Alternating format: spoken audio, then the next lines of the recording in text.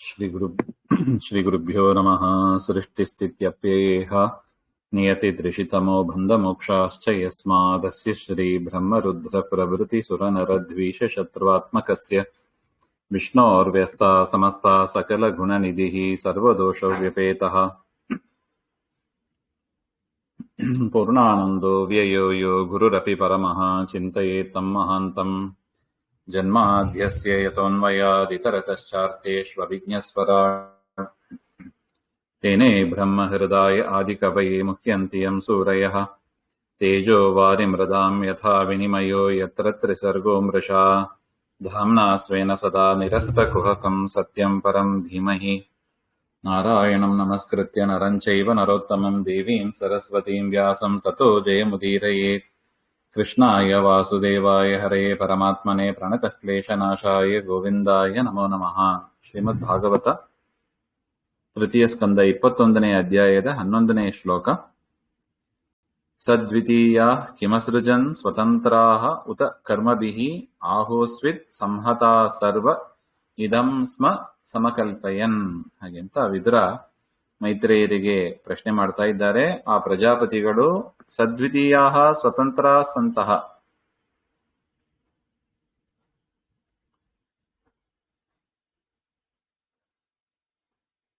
ಏನು ಪರಮಾತ್ಮನ ಆಶ್ರಯ ಇಲ್ಲದೇನೆ ಪ್ರಜೆಗಳನ್ನ ಸೃಷ್ಟಿ ಮಾಡಿದರೋ ಅಥವಾ ಕರ್ಮಬಿಹಿ ತಾವು ಮಾಡಿದ ತಪಸ್ಸಿನಿಂದ ಮಾಡಿದರೋ, ಆಹೋಸ್ವಿತ್ ಸರ್ವೇ ಸಮ್ಮತಾಹ ಭೂತ್ವ ಅಂದರೆ ಎಲ್ಲರೂ ಒಟ್ಟಿಗೆ ಸೇರಿ ಮಾಡಿದರೋ, ಹೇಗೆ ಅದನ್ನು ಮಾಡಿದರು ಹಾಗೆ ಅಂತ. ಇದು ವಿದುರ ಮೈತ್ರೇಯರನ್ನ ಮಾಡುವ ಪ್ರಶ್ನೆ.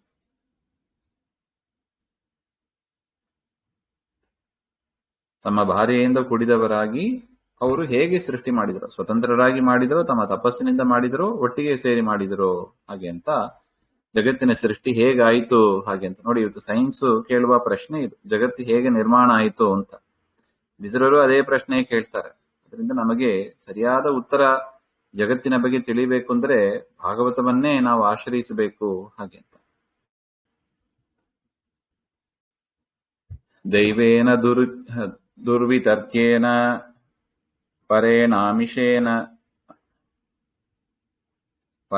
ಅನಿಮಿಷೇನ ಚ ಜಾತಕ್ಷೋಭಾತ್ ಭಗವತೋ ಮಹಾನಾಸೀತ್ ಗುಣತ್ರಯಾತ್. ಮೈತ್ರೇಯರು ವಿದುರನ ಪ್ರಶ್ನೆಗೆ ಉತ್ತರ ಕೊಡ್ತಾ ಇದ್ದಾರೆ. ದುರ್ವಿತರ್ಕೇನ ಪರೇಣ ಅನಿಮಿಷೇನ ದೈವೇನ ಚ ಜಾತಕ್ಷೋಭಾತ್.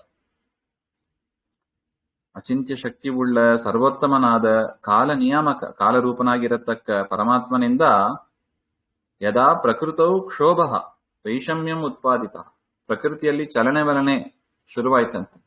ಪ್ರಕೃತಿ ಅಂದ್ರೆ ಪರಮಾಣುಗಳು, ಆಟಮ್ಸ್ ಅಂತ, ಸತ್ವಗುಣ, ರಜೋಗುಣ, ತಮೋಗುಣ ಹಾಗೆ ಅಂತ. ಈ ರೀತಿಯಾಗಿ ಆ ಒಂದು ಆಟಮ್ಸ್ ನಲ್ಲಿ, ಪ್ರಕೃತಿಯಲ್ಲಿ ಚಲನವಲನೆ ಪರಮಾತ್ಮನ ಇಚ್ಛೆಯಿಂದ ಶುರುವಾಯಿತು. ತದಾ ತಸ್ಮಾತ್ ಭಗವದ್ ಅಧಿಷ್ಠಿತಾತ್, ಪರಮಾತ್ಮನಿಂದ ಪ್ರೇರಿತವಾಗಿ ತ್ರಿಗುಣಾತ್ಮಕಾತ್ ಪ್ರಕೃತಿ ತತ್ವಾತ್ ಮಹತ್ತತ್ವ ಉತ್ಪನ್ನಂ, ಮಹತ್ತತ್ವ ಉಂಟಾಯಿತು ಹಾಗೆ ಅಂತ ಹೇಳ್ತಾರೆ. ಅಲ್ಲ, ಇದ್ಮೇಲೆ ಮತ್ತೆ ಪ್ರಶ್ನೆ, ಈ ಸೃಷ್ಟಿಯನ್ನ ಎಷ್ಟು ಬಾರಿ ನೀವು ಹೇಳುವಿರಿ ಹಾಗೆ ಅಂತ. ಈಗಾಗಲೇ ಅನೇಕ ಬಾರಿ ಹೇಳಿ ಆಗಿದೆ. ತಿರ್ಗಾ ಇಲ್ಲಿ ವಿದುರ ಮೈತ್ರೇಯ ಸಂವಾದದಲ್ಲೇ ಮೊದಲು ಸೃಷ್ಟಿ ಬಂದದ್ದು, ತಿರ್ಗಾ ಇಲ್ಲಿ ಬರುತ್ತದಾ ಹಾಗೆ ಅಂದ್ರೆ ಅದಕ್ಕೆ ಭಾಗವತ ತಾತ್ಪರ್ಯದಲ್ಲಿ ಆಚಾರ್ಯರು ಉತ್ತರವನ್ನು ಹೇಳ್ತಾ ಇದ್ದಾರೆ.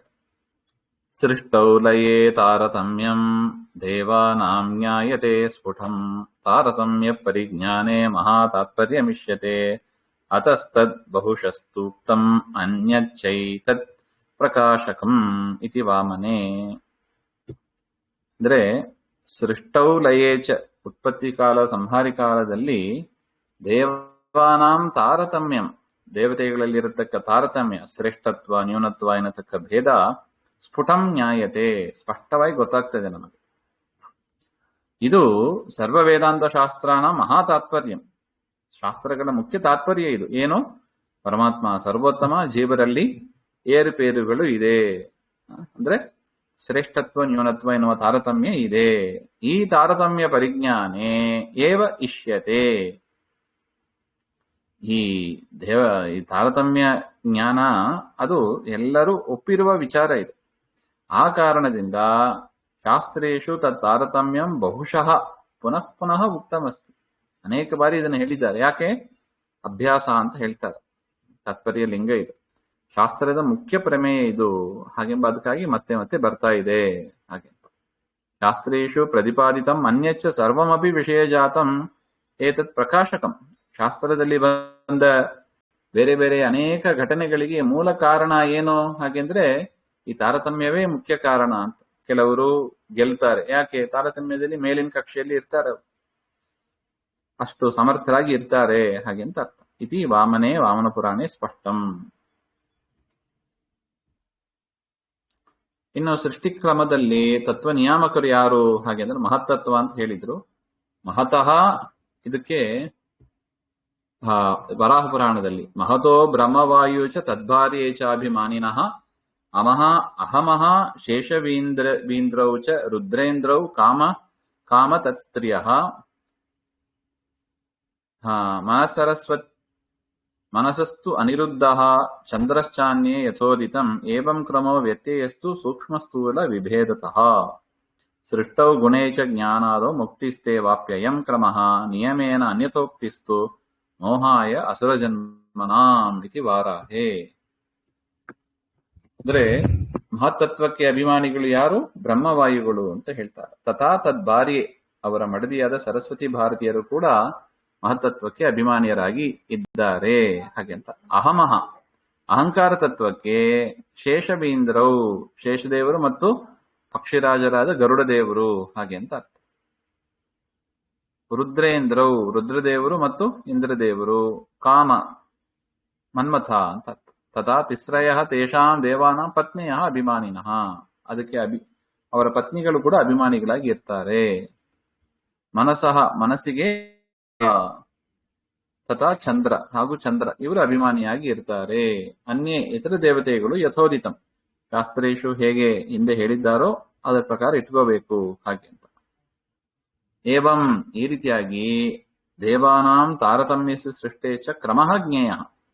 ದೇವತೆಗಳ ಸೃಷ್ಟಿಯ ಮೂಲಕ ತಾರತಮ್ಯ ಕ್ರಮವನ್ನ ತಿಳಿಯಬೇಕು ಹಾಗೆ ಅಂತ.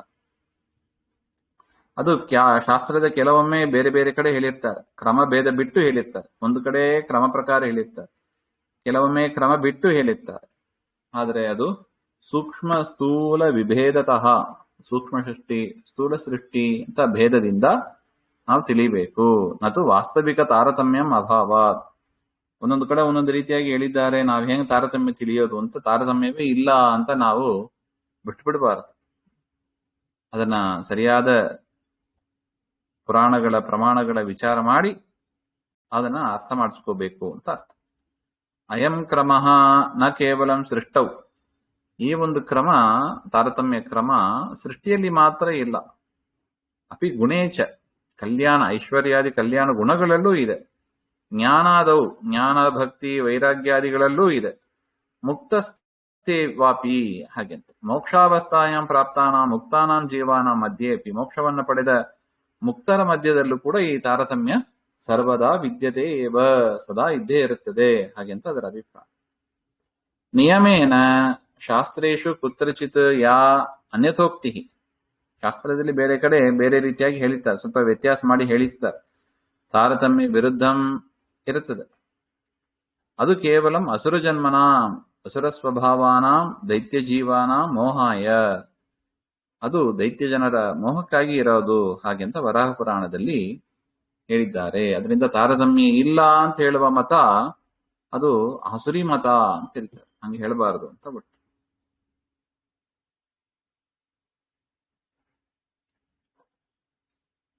ರಜಃ ಪ್ರಧಾನಾನ್ ಮಹತ ಸ್ತ್ರೀಲಿಂಗೋ ದೈವಚೋದಿತ ಜಾತ ಸಸರ್ಜ ಭೂತಾದಿ ವಿಯದಾದೀನಿ ಪಂಚಚ.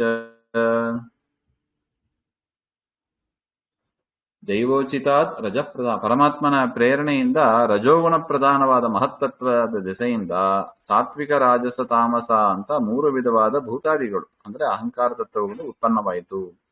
ಮಹತ್ತತ್ವದಿಂದ ಮೂರು ವಿಧವಾದ ಅಹಂಕಾರ ತತ್ವಗಳು ಉಂಟಾಯಿತು ಅಂತ ಒಟ್ಟು. ಸಹ ಅಹಂಕಾರ ತತ್ವಾಭಿಮಾನಿ ದೇವ ಆಕಾಶಾದೀನಿ ಪಂಚಮಹಾಭೂತಾನಿ. ಆ ಮಹತತ್ವಕ್ಕೆ ಅಭಿಮಾನಿಯಾದ ರುದ್ರಾದಿ ದೇವತೆಗಳು ಆಕಾಶ ಮೊದಲಾದ ಪಂಚಭೂತಗಳನ್ನ ಸೃಷ್ಟಿ ಮಾಡಿದರು ಅಂತ ಅರ್ಥ.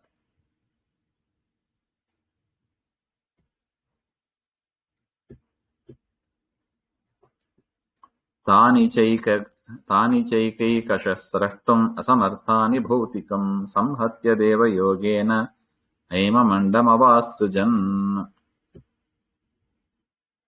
ತಾನಿ ಚ ಏಕೈಕಶಃ ಭೌತಿಕಂ ಸ್ರಷ್ಟುಂ ಅಸಮರ್ಥಾನಿ. ಆ ಆಕಾಶಾದಿ ಪಂಚಭೂತಗಳು ಅದು ಪೃಥಕ್ ಪೃಥಕ್ಕಾಗಿ ಇತ್ತು, ಬೇರೆ ಬೇರೆಯಾಗಿ ಇತ್ತು. ಅದನ್ನ ಸೇರಿಸಿ ಬ್ರಹ್ಮಾಂಡದ ಸೃಷ್ಟಿಯನ್ನ ಮಾಡಲಿಕ್ಕೆ ಬ್ರಹ್ಮಾದಿಗಳಿಂದ ಆಗಲಿಲ್ಲ. ಹಾಗೆ ಅಂತ ಬ್ರಹ್ಮಾಂಡ ನಿರ್ಮಾಣ ಮಾಡಲಿಕ್ಕೆ ಆಗಲಿಲ್ಲ ಅವರಿಂದ, ದೇವತೆಗಳಿಂದ. ತತಃ ಸಾಕ್ಷಾತ್ ಪರಮಾತ್ಮನಃ ಶ್ರೀ ಹರೇ ಪ್ರೇರಣೆಯ ಸಂಯೋಜನೆಯನ ಚ ತಾನಿ ಸರ್ವಾಣಿ ತತ್ವಾನಿ ಮಿಲಿತ್ವ ಸುವರ್ಣಮಯ ಬ್ರಹ್ಮಾಂಡಂ ಅಸೃಜನ್. ತದನಂತರ ದೈವಯೋಗೇನ ಪರಮಾತ್ಮ ಒಳಗೆ ಪ್ರವೇಶ ಮಾಡ್ತಾನೆ, ಎಲ್ಲ ಪದಾರ್ಥಗಳಲ್ಲೂ ಪ್ರವೇಶ ಮಾಡ್ತಾನೆ, ಪಂಚಭೂತಗಳಲ್ಲೂ ಮಾಡ್ತಾನೆ. ಅದರಿಂದ ಈ ಶರೀರದ ವಿಕಾರ ಏನೇ ಆದರೂ ಕೂಡ ಅದು ಪರಮಾತ್ಮನ ಪ್ರೇರಣೆಯಿಂದ ಅಂತ. ಶ್ರೀಹರೇ ಪ್ರೇರಣೆಯ ಸಂಯೋಜನೆಯನ ತಾನಿ ಸರ್ವಾಣಿ ತತ್ವಾನಿ ಮಿಲಿತ್ವ, ಆ ಎಲ್ಲಾ ತತ್ವಗಳನ್ನು ಸೇರಿ ಸುವರ್ಣಮಯಂ ಬ್ರಹ್ಮಾಂಡಂ ಅಸೃಜನ್, ಸುವರ್ಣಮಯವಾದ ಬ್ರಹ್ಮಾಂಡವನ್ನ ಸೃಷ್ಟಿ ಮಾಡಿದ್ರು ಅಂತ ಅರ್ಥ. ಪರಮಾತ್ಮನ ಪ್ರೇರಣೆಯಿಂದಲೇ ಆದದ್ದು ಹಾಗೆ ಅಂತ ಒಟ್ಟು. ಸೋಷಯಿಷ್ಟಾದಿ ಸಲಿಲೆ ಆಂಡಕೋಶೋ ನಿರಾತ್ಮಕಃ ಸಾಗ್ರಂ ವೈ ವರ್ಷ ಸಾಹಸ್ರಂ ಅನ್ವವಾತ್ಸೀತಮೀಶ್ವರಃ. ಅಂದ್ರೆ ಯಾವ ಜೀವರು ಇದ್ದಿಲ್ಲ ಆಗ ಅಂತ ಬ್ರಹ್ಮಾಂಡದಲ್ಲಿ ಪ್ರಳಯ ಜಲದಲ್ಲಿ ಪರಮಾತ್ಮ ಮಲಗಿದವನಾಗಿ ಇದ್ದ. ತದನಂತರಂ ಸರ್ವತಂತ್ರ ಸ್ವತಂತ್ರನಾದ ಪರಮಾತ್ಮ ಆ ಅಂಡದಲ್ಲಿ ಸಹಸ್ರ ವರ್ಷ ಪರ್ಯಂತಂ ವಾಸಂ ಕೃತವಾನ್, ಅಲ್ಲಿ ವಾಸ ಮಾಡಿಕೊಂಡಿದ್ರು. ಹಾಗೆ ತಂ ಸಾಗ್ರಂ ವರ್ಷ ಸಹಸ್ರಂ ವೈ ಅನ್ವವಾತ್ಸೀತ್, ಹಾಗೆ 1000 ವರ್ಷ ಅಲ್ಲೇ ವಾಸ ಮಾಡಿಕೊಂಡಿದ್ದ. ಹಾಗೆ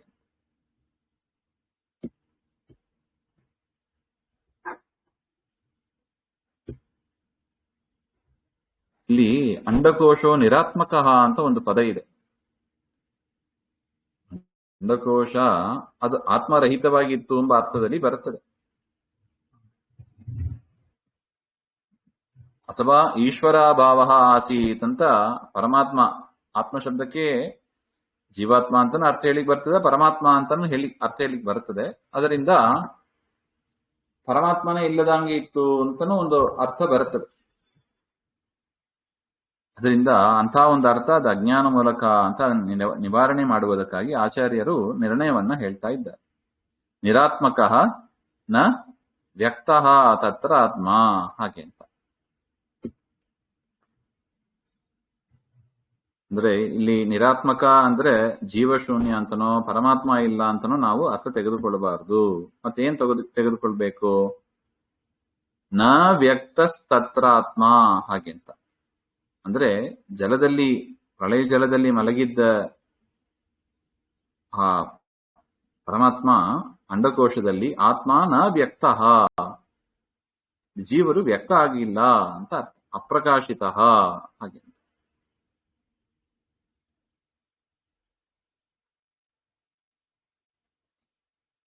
ಯದ್ಯಪಿ ಪರಮಾತ್ಮ ಸರ್ವವ್ಯಾಪಿ ಸರ್ವಾಂತರ್ಯಾಮಿ, ಆದರೂ ಕೂಡ ಅಂಡಕೋಶದಲ್ಲಿ ಸಹಸ್ರ ವರ್ಷ ಪರ್ಯಂತ ಚತುರ್ಮುಖ ಬ್ರಹ್ಮ ತದಂತರ್ಗತ ಪರಮಾತ್ಮ ಚ ಪ್ರಕಟ ರೂಪೇಣ ನ ಆಸೀತ್, ಪ್ರಕಟಗೊಂಡಿಲ್ಲ ಅಂತ ಅರ್ಥ.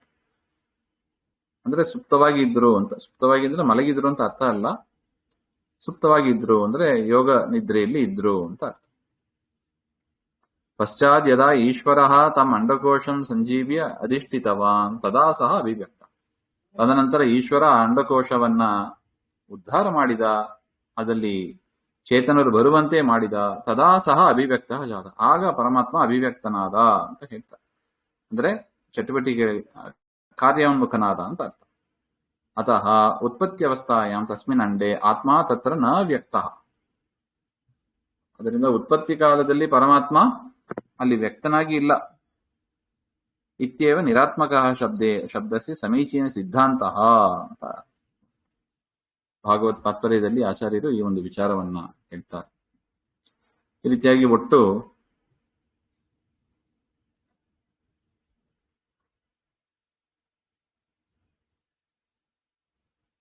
ಪರಮಾತ್ಮ 1000 ವರ್ಷ ಪರ್ಯಂತ ಪ್ರಳಯೋದಕದಲ್ಲಿ ಮಲಗಿದ್ದ ಹಾಗೆ ಅಂತ ಹೇಳ್ತಾರೆ. ಮುಂದಿನ ವಿಚಾರ ಮತ್ತೆ ನೋಡೋಣ. ಶ್ರೀಮದ್ ದುಹಾಂತರ್ಗತ ಶ್ರೀಕೃಷ್ಣ ಅರ್ಪಣಮಸ್ತು. ಶ್ರೀ ಹರೇ ನಮಃ.